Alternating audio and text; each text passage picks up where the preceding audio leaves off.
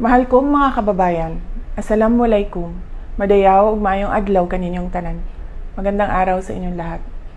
Nakikiramay po ako sa mga pamilya ng mga biktima ng pagsabog ng bomba sa loob ng Mindanao State University sa Marawi City nitong araw ng Linggo.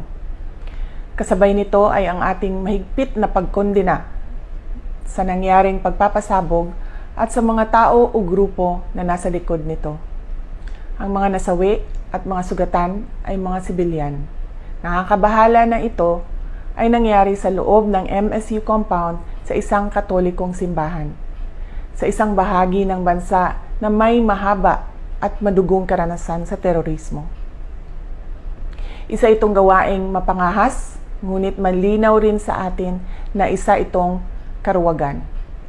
Nananawagan ako sa mga lahat ng Pilipino, lalo na sa mga Mindanawan, na maging mahinahon habang nagsasagawa ng investigasyon ang mga otoridad. Gayunpaman, kailangan rin nating maging maingat at maging mapagmatyag upang mapigilan natin ang mga maaaring susunod pang atake sa mga sibilyan. Alalahanin natin ang ating mga tagumpay para itaguyod ang kapayapaan sa Mindanao at sa buong bansa.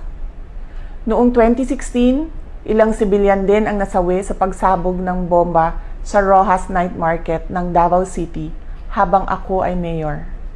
Alam natin ang takot at sakit na dala ng karumal-dumal na gawain ito. Dapat ay maging matatag tayo sa harap ng mga hamon at patuloy na banta ng terorismo. Huwag nating hayaan na magtagumpay ang kasamaan laban sa bayang nagkakaisa para sa kapayapaan. Syukran.